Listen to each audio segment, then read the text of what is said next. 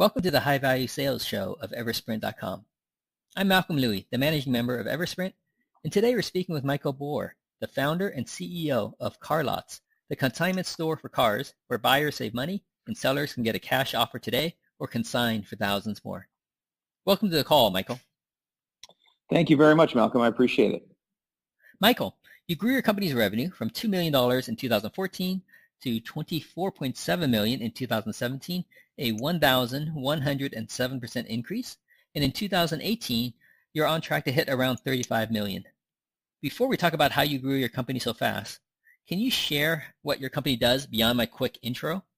And also discuss how your company differs from the competition? Yeah, sure. Thank you. And thanks for the opportunity to chat about my business. I appreciate it. We started CarLotz back in 2010.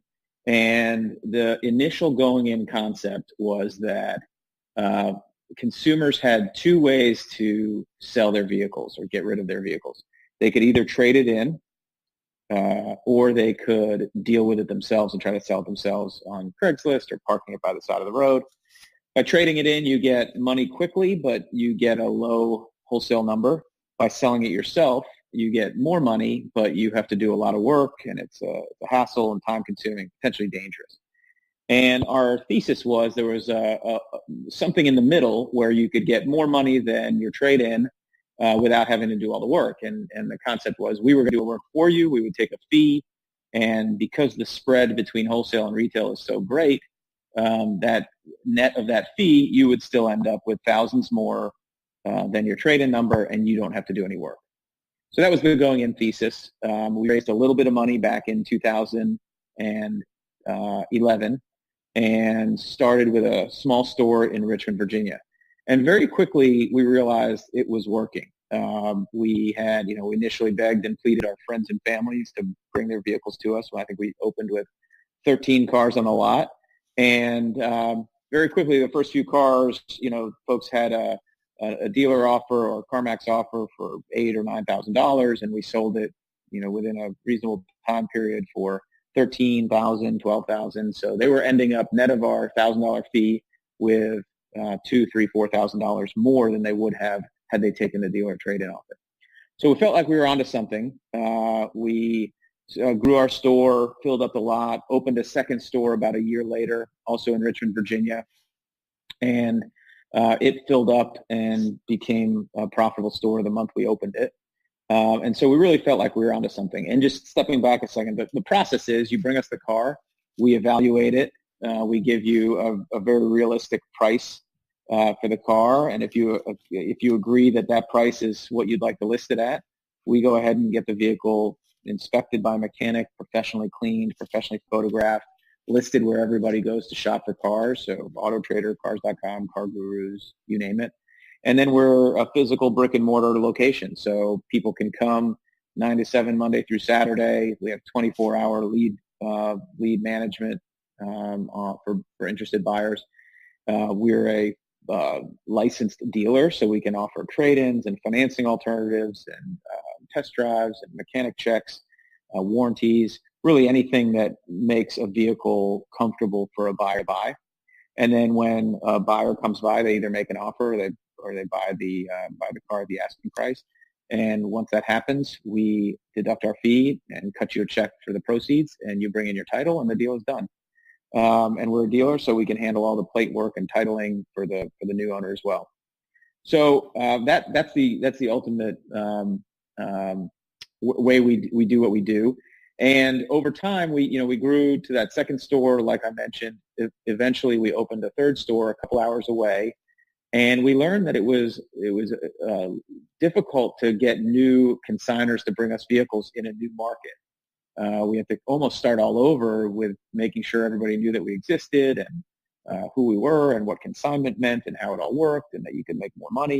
And so to supplement the consumer business, we started calling on companies that had fleet vehicles or, leased vehicles or their corporate vehicles to sell.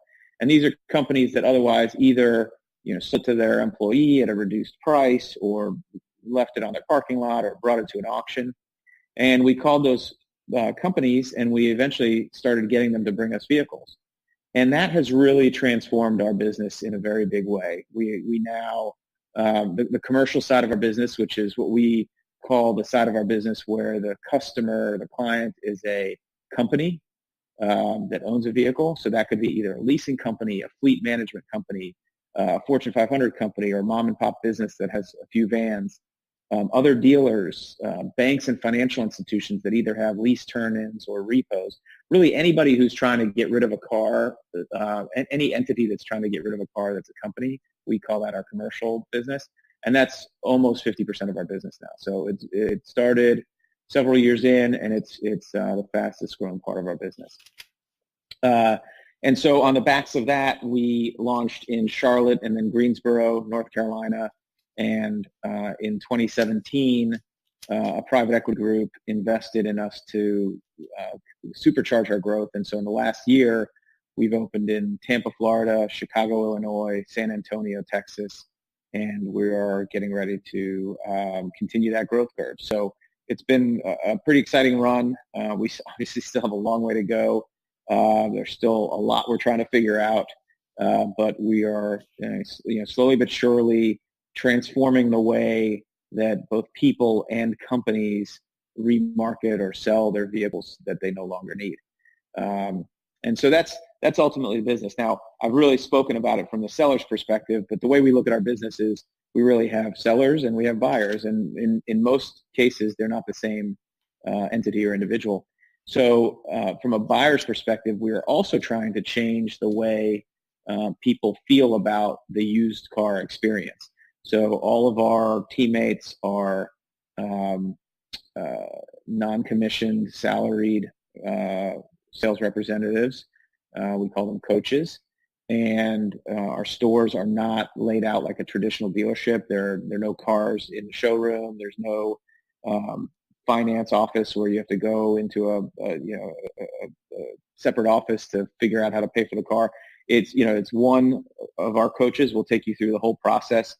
All of our pricing is totally transparent, and probably the most important part of what makes CarLotz different from every other used car operation out there is that we don't own the cars on our lot, except for the certain cars we own because they were traded into us, or occasionally we'll buy a car at an auction. But vast majority of the cars are not owned by us, and so we are really just trying to set up a deal that's comfortable and fair for the buyer and the seller. And that seems to be very comfortable for our accounts. And so when you had asked about competition, and I know this is a long answer, so tell me to speed up if you need to. But our competition, there are really two types of competition. There's competition for our buyers, and there's competition for our sellers. The competition for our buyers is really every other dealership that's out there. So anybody who's looking for a used car or a car at all is a potential customer of ours. Our cars range from a couple $1,000s to over $100,000 and everything in between, from consumer-looking vehicles to more commercially-looking vehicles. And then, every other dealership out there is our competitor. And then on the seller side, our primary competitors are the other ways that our commercial accounts used to sell their vehicles, which are primarily the auction businesses. So Manheim, ADESA, there are several independent auctions that help companies sell vehicles. And, as we grow, more and more vehicles end up on our lot, and, those vehicles previously had been taken to the auction. Now, the beauty of the market is that there's 40 million plus of these vehicles being sold every year. So even if we were to grow 100x, we still wouldn't make a dent in this industry. It's a very, very large industry. So on the commercial side, they sell through your platform the same way as a individual would, i.e. They could either put it on consignment or you'll give them a cash offer today? Most of them, all of them come to us because they want the consignment model because it nets them more money. So what they typically do is they'll say, I'd like you to sell my car for me. And if it doesn't sell within X days, then I'd like for you to make me a wholesale offer. So, and typically that's 45 or 60 days is when they start getting antsy that the car isn't sold. The vast majority of these cars sell in the first month. Our average is typically in a 20-day period. And then at the end of the remarketing process, if the car hasn't sold, then we will buy the vehicle from the account and continue to sell it until it sells. Or you might optionally return the vehicle to them. I guess that might be the third option. Yeah, we don't do that. I mean, once it's deemed to be attractive for retail, it's attractive for retail. I mean, every car sells, it just has a price. So right. If it's not selling for 60 days or 90 days, it's probably because it's mispriced. And, the vast majority of the time, we know where a car should be priced for it to be a fair price. But occasionally there's something we're missing. Is the car a particular color that's unattractive, or is there a certain option or feature set that's missing that we just missed? And for that reason, it hasn't sold. And so we just have to continue to reduce the price until it sells. But, like I mentioned, the average is in the 20s, sometimes 30 days if it's a slow month. Typically these vehicles are being sold at retail. So if a car is slow, it's not selling, you just simply reduce the price every week until it sells, irregardless of what you paid for the car, just to get it off your lot and free up the capital. Yeah, and we don't reduce the price every week. We reduce the price based on how the market is moving. So we have tools that dealers use to show for any given year, make, model, and mileage band on a vehicle, what is the competitive market pricing in our market. And, we do that. So occasionally we'll have to mark down vehicles more than once a week. Typically it's really more like once every couple weeks. But yeah, we will continue to reduce the price. Occasionally, if a mechanical issue pops up or something happens to the vehicle, or we deem it to be, no longer retail ready, we'll go ahead and wholesale it. So we'll take it to an auction or sell it through some online auction options that have become available recently. Now, I'm familiar with Carvana. That's where I bought my last car, used car. Can you share with me how you differ from Carvana, outside of how Carvana is more of an online retailer as opposed to your operation where you have physical locations? Can you tell Sure. how the pricing might differ between the two? Yeah, so Carvana, very cool business, obviously has grown a ton. Public company, so all its financial information is out there to see, and really fantastic management team. I've gotten to know them pretty well. They are a traditional dealership in that they buy a car, they buy low and sell high. So they buy their cars and they hope to sell them for more than they bought them for. And we call that a merchant model, where you're buying low and selling high. Our model is a service model in that we are providing the service to the seller of selling their vehicle for a fee, and we're providing the service to the buyer of getting a vehicle that's comfortable for them in their hands for a fee. So we don't own the vehicle and hope to make money on the sale. We are providing a service to the seller to get their vehicle sold. That's a fundamental difference. From a buyer's perspective, you might see an overlap in the types of vehicles that we sell with a Carvana or a CarMax or EchoPark or any other dealership. Our prices tend to be the cheapest in the market because our seller's alternative is a wholesale offer. They're not shooting for, the standard dealer markup of, $3,000-$4,000. What they're shooting for is some number above what they would otherwise get at wholesale. So if the average market price for a 2015 BMW is $22,000, ours might be priced $20,000, Carvana's might be $22,000, CarMax's might be $23,000, other independent dealers might be, $21,500. But we'll typically be the lowest because the alternative for our seller is to take it to the auction and sell it for $18,000. Right. Can you share what the three biggest drivers were of your business over the past few years that took you from $2 million in 2014 to $35 million 4 years later? Yeah, I mean, it's really volume and volume. So when I say that, I mean volume one is new stores. So within a specific store, there is a theoretical maximum number of vehicles you can sell out of that store. So when, our first store, for example, has about 125 parking spaces on it. Realistically, I think a best-in-class or a pretty good dealer would turn their inventory in under 60 days. So if we have let's say we have 120 vehicles on the lot in our first store. Selling 60 a month out of that store would be a good month. Selling 120 out of that store would be a fantastic month. If you can sell your whole inventory a month, you're best in breed. And so theoretically, we can't really sell 500 vehicles out of that store a month. So what we have to do is we have to open up more stores. And so we have opened up 8 stores in the last 8 years, and that has been a key benefit to our volumes. And then the other volume is the volume that we're able to get from our commercial accounts.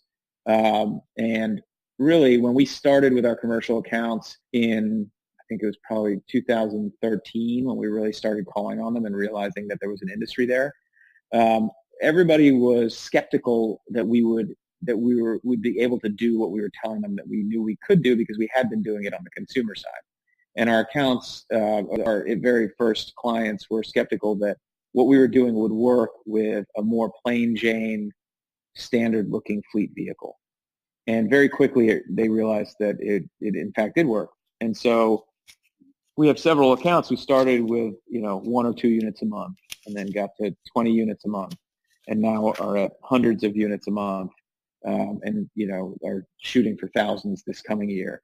So it really, we're in an industry that really, for better or for worse, is very mistrusted. It's got a reputation that is not enviable, and that's probably a result of decades of questionable business practices in the used car industry.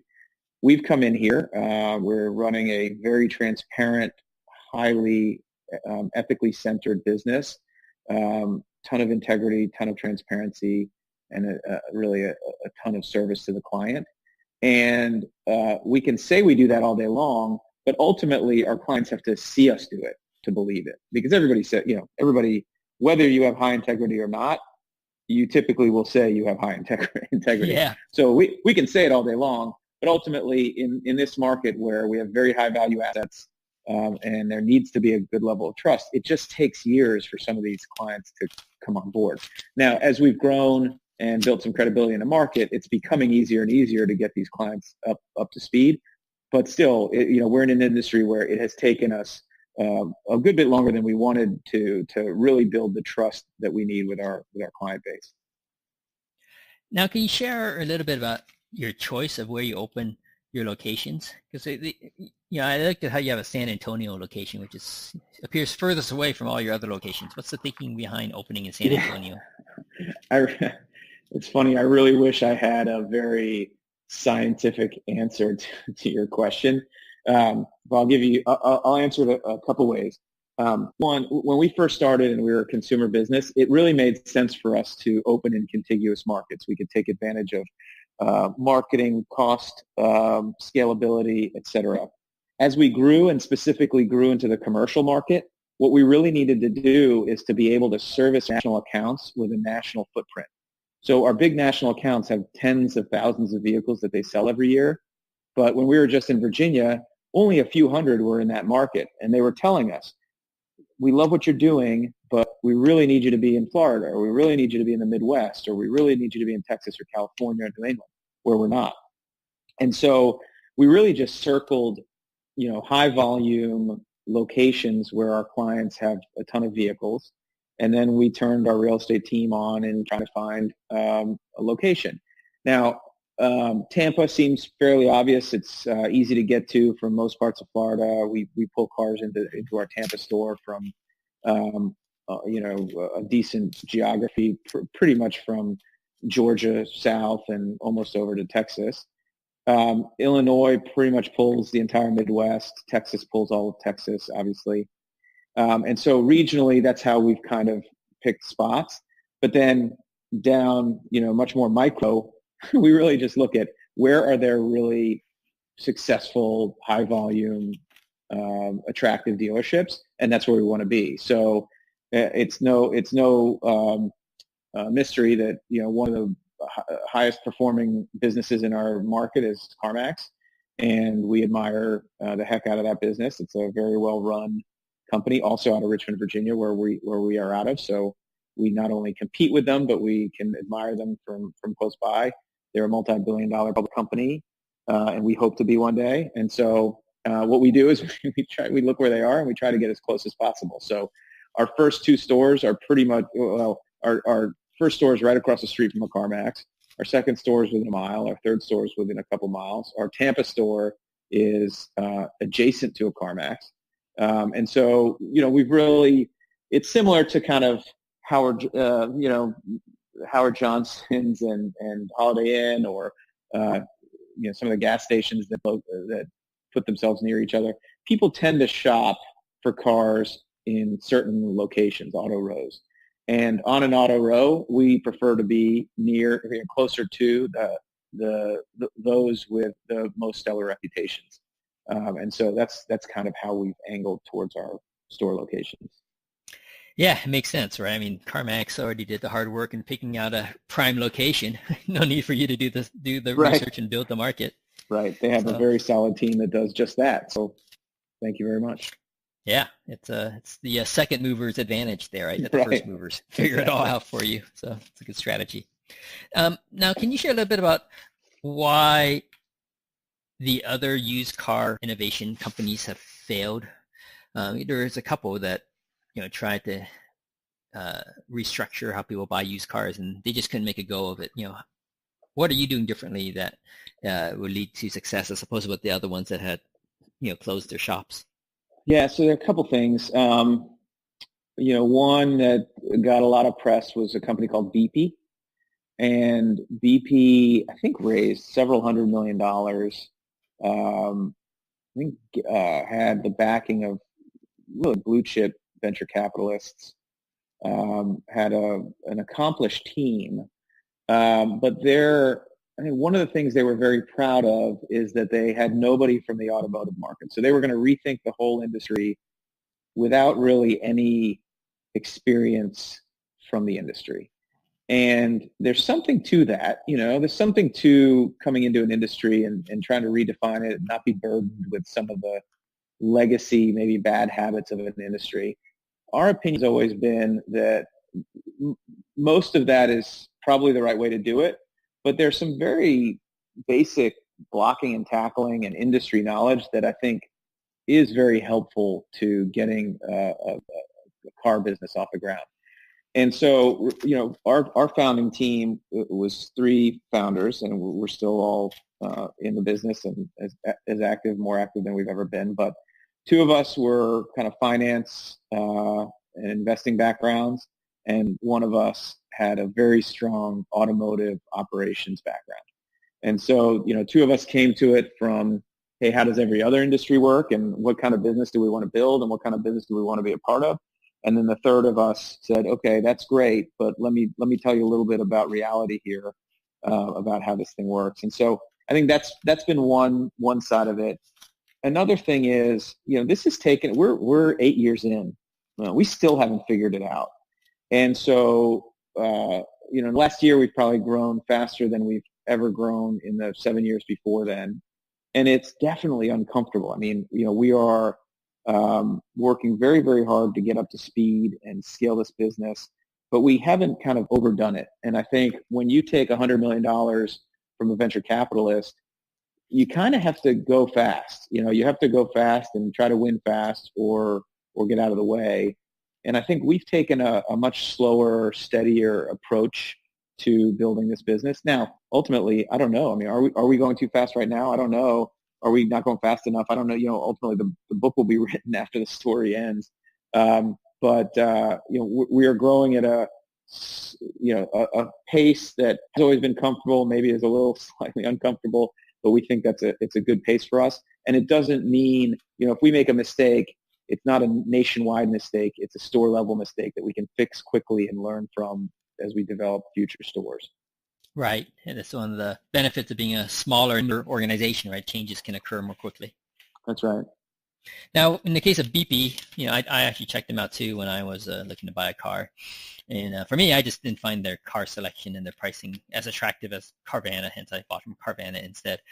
Was BP's failing the pricing and inventory, or was it along the lines of what you said before, they just grew too fast because of their VC funding? Yeah, I think fundamentally their model was flawed. Uh, and they were trying to do too many things for too many people. I think the simplicity of Carvana's model is they're just a dealership. They happen to be online only. Well, not even online only. They do have physical locations, but you can only shop for vehicles online. But everything else about them is what they've learned from the traditional dealership model. And in their case specifically, Carvana's case specifically, they learned from drive time, which is funded the business from the beginning. The CEO of Carvana's father is or was the CEO of Drive Time. So they definitely have roots in the traditional dealership world. And so they've learned a lot about how to run a successful dealership. And it's a lot more than whiz-bang tech, which they do have, but it's a lot about, on the ground blocking and tackling. And they have massive reconditioning facilities where they're bringing vehicles in and rolling up their sleeves and getting dirty and, fixing the vehicles and making them look pretty and taking pictures. And all of that it's very operationally heavy. And so you need really good operators. It's not okay to just have brilliant, former Google technologists. You actually have to have really solid operators. There's another company called Shift that I think has learned that over time. I haven't kept up with them in the last year or so, but they started as more like BP, and I think they're evolving to be more like Carvana. And in the meantime, they brought on senior members of the team that have a lot of operational experience, and so they're learning that as they go. So yeah, ultimately, I haven't done a full postmortem on BP, and I was never as close to them as some others. I don't know all the history, but my guess is that what they had in terms of really impressive technology talent, they may have lacked in terms of kind of getting your hands dirty in cars experience. Right, and ultimately delivering a quality car and with a quality buying experience and selling experience as well. So you talked about two drivers, volume of new stores and volume from commercial accounts. Is there a third driver of your success? I would say the team is ultimately the driver of the success. I thought your question was about growth. In terms of growth, it's growth and success aren't necessarily the same thing. But okay. In terms of success of business, it's if there was a number above 100%, that of the team. We focus a ton on training and culture in order to keep our average tenure as high as possible. We're in an industry that has tremendously high turnover, and so our goal is there's so much value in having someone for 3 years instead of 2, or even 2 years instead of 1, that we do everything we can to keep our people happy and engaged and interested in working here and feeling like they're fulfilled. And at the senior levels, we've had 0 turnover. Obviously, in the store levels, we have turnover. It's always a disappointment when it happens. We're always trying to do everything we can to keep our team happy. But ultimately, it's the strength of the middle and senior team that has driven the decision making, and it's the strength of the junior team that has driven the experience for our guests. So what sort of turnover levels are you seeing at the store level, and how does that compare to a typical car dealer's physical location? Yeah, I mean, I think a traditional dealership is probably well over 50%, and we are, probably more in the 20 to 30% range, which, seems very high. For many industries, it's very, very high. But I think for the car industry, it's fairly low. Retail, in the store level, it's retail. Retail is difficult. My partners and I started this business, handling everything. So for about a year, we were going on test drives and screwing on plate frames and doing title work and really doing everything. And coming from an investment banking background where I sat in an office staring at a computer all day, parts of it were exhilarating, and I loved the interpersonal interactions of dealing with people buying vehicles, some of whom were law partners and some of whom had just gotten out of jail yesterday, and you're kind of dealing with all of America. And it's awesome. I loved every second of working in the store, but it's grueling. I mean, I would have Had I never done that, I would have way underestimated how tiring it is to be on your feet for 10, 12 hours a day, running around a lot, talking with people. And, unfortunately in our industry, as hard as we try, also dealing with some very angry people. And in many cases, they have every right to be angry. Something didn't go right. Something got screwed up. And especially early on when we were still trying to figure it all out. So very, very tiring work at the store level. And I definitely see why turnover is a big deal in this industry. Right.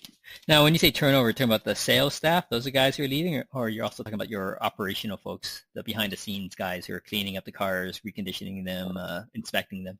All of the above, yeah. All of the above, okay. 2019, what are your plans?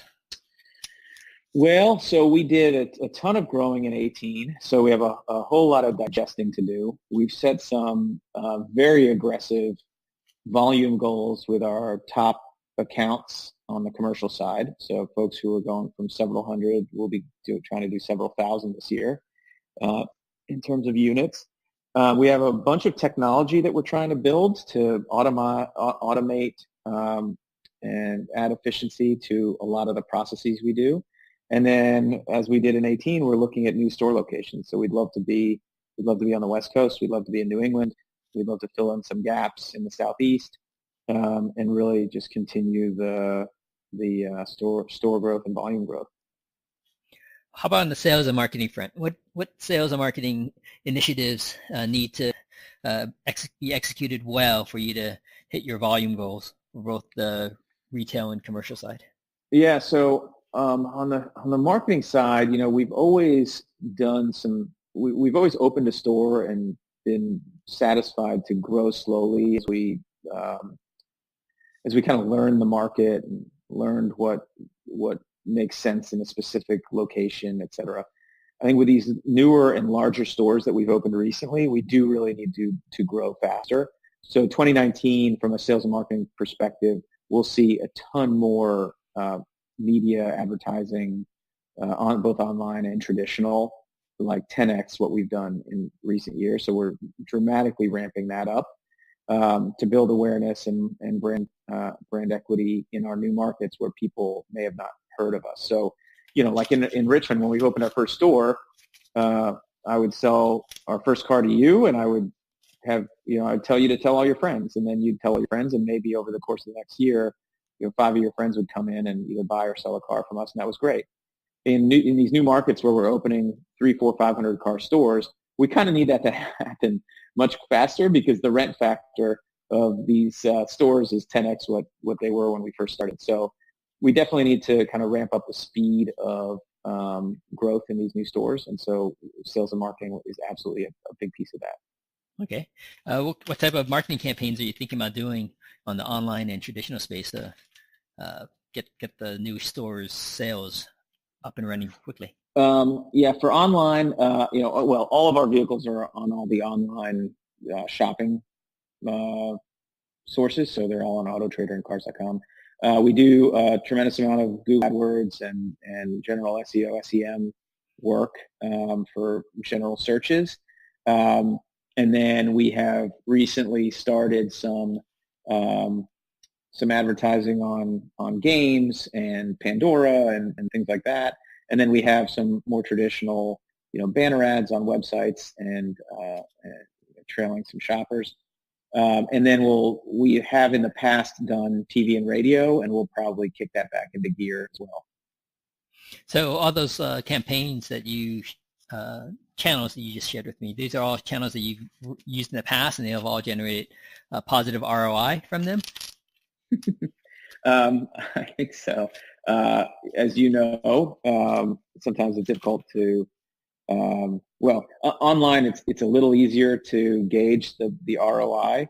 We, in terms of TV and radio, very difficult to gauge the return because we're also advertising online, and people, it's very difficult to truly attribute a sale or a dollar of revenue to a specific marketing channel.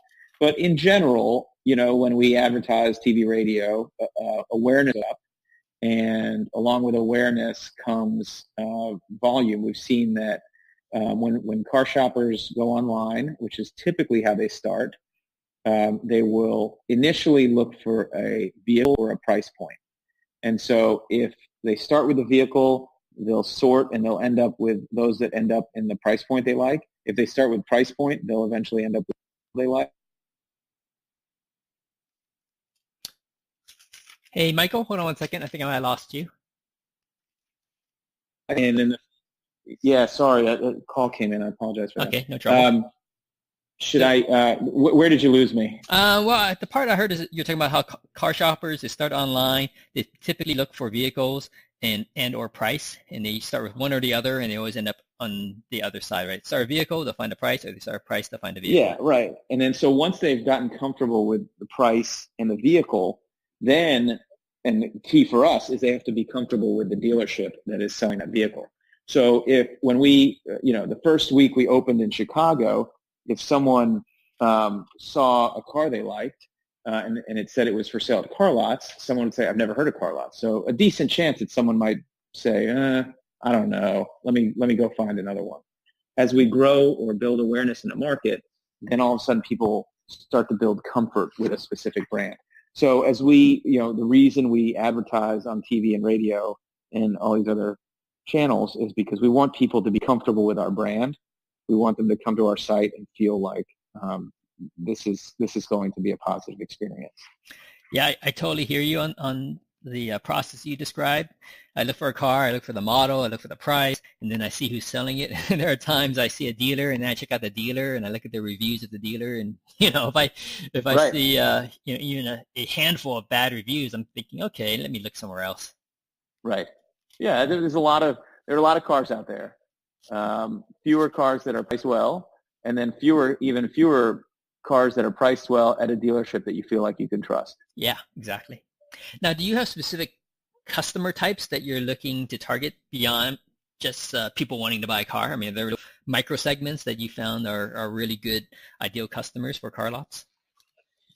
Well, I mean, what's interesting about the car market is really if you're over 16 and have a driver's license, you're a potential car buyer. Yep. And for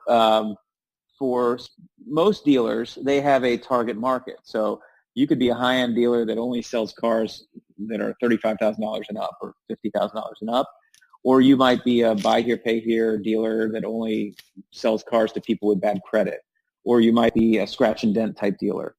What's interesting about our model, since we're a consignment, we don't really control the types of cars we have. So we currently have, $60,000 Land Rovers, and we have $2,500 sedans, pickup trucks. And so really, if you are a car buyer, we likely have a car in your price point that fits your needs. And so our universe is great. So you're not advertising specifically for a type of car buyer, like the off-road car buyers or the luxury car buyers or the used car scratch and dent car buyers. Nope. We are just looking to promote, the vehicles that we have available to us at the time. Right. Okay. A quick question for you. Say you have a billboard on a freeway along one of your locations, nearby one of your locations. Typically, people only have 6 seconds to read what's on the billboard if they look at it at all. What would be your 6-second CarLotz message on that billboard? More money for your car, more car for your money. That's a good one. Yeah, I could hear that. Definitely. And also, if you can somehow squeeze in less hassle as well, people would be, right. You would nailed all the key points there. Yeah, because, the challenge for us initially was that we're building a business that needs to appeal to both the seller and the buyer. We're offering a service to both.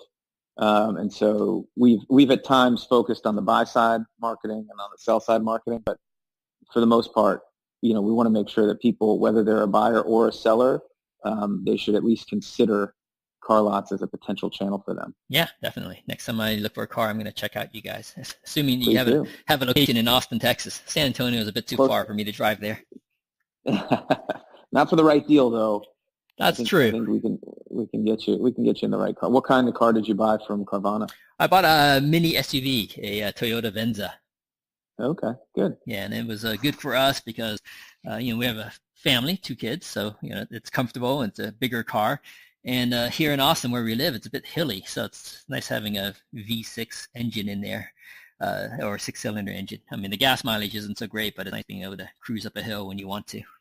What year was it, out of curiosity? I think it was a 2014 model, I think, that I bought And a how couple many years miles? back. Oh, it didn't have that many miles on it when we bought it. It was still under factory warranty. I think it only Hmm. had, I don't know, 18,000 miles on it or something like Oh, that. wow. Yeah, that is a low mileage. Yeah, it was I was looking for a low mileage car that was a couple years old, right? Not more than one, ideally two, but still under factory warranty, and that was in good shape. And Carvana had it there, and we bought it. So Awesome.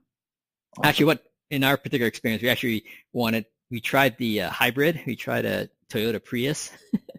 And it just died on the hills here. It just could not handle the Yeah, hills. So we said, "Oh man, right. this is dangerous. Just trying to drive on the cars here because on the freeways here, or roads here, because people drive really fast. I mean, you're talking roads with speed limits of 60 miles an hour, right? Not Yeah, freeways, but roads. We just didn't feel right. safe in the Prius, not being able to hit the speed limit quickly.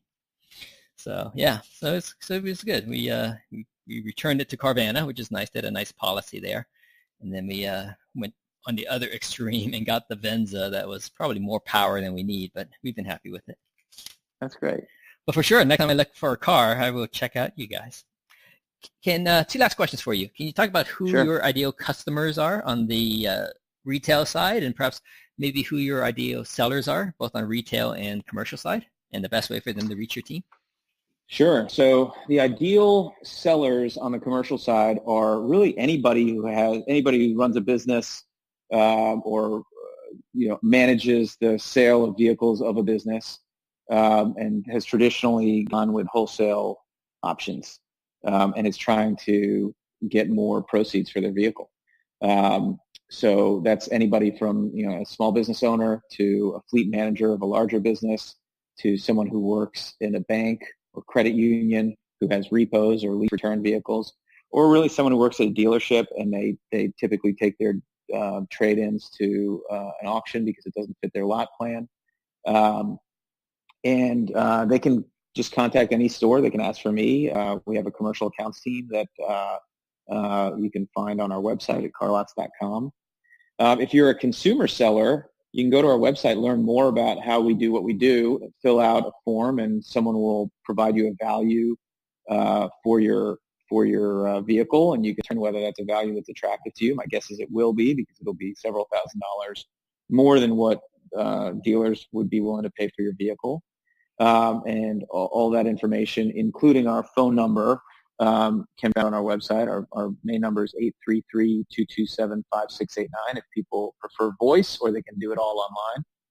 And then from a buyer's perspective, really, if you're looking for a vehicle that's priced at 8 to 12% below retail, that's been inspected by mechanics and it is being stood behind by a national business that is focused on customer service, anywhere from $2,000 vehicle to $100,000 vehicle. Give it a look, and don't be afraid if our stores aren't close to you. We can ship you the car, or we can get it to you somehow. You can come to see us, or over time, maybe we'll have a location that's in your backyard as well. Would you mind spelling out your website domain name, because it's spelled a little bit differently than one Sure. might It's expect? it's www.carlotz with a Z, so CarLotz.com. Fantastic. I'm definitely going to check you guys out the next time I look to buy a car. Awesome. Thanks so much for joining us today, Michael, and sharing how you grew your company's business so fast. I appreciate it. Thanks for your time. We've been speaking with Michael Bohr, the founder and CEO of CarLotz, about his company's rapid growth.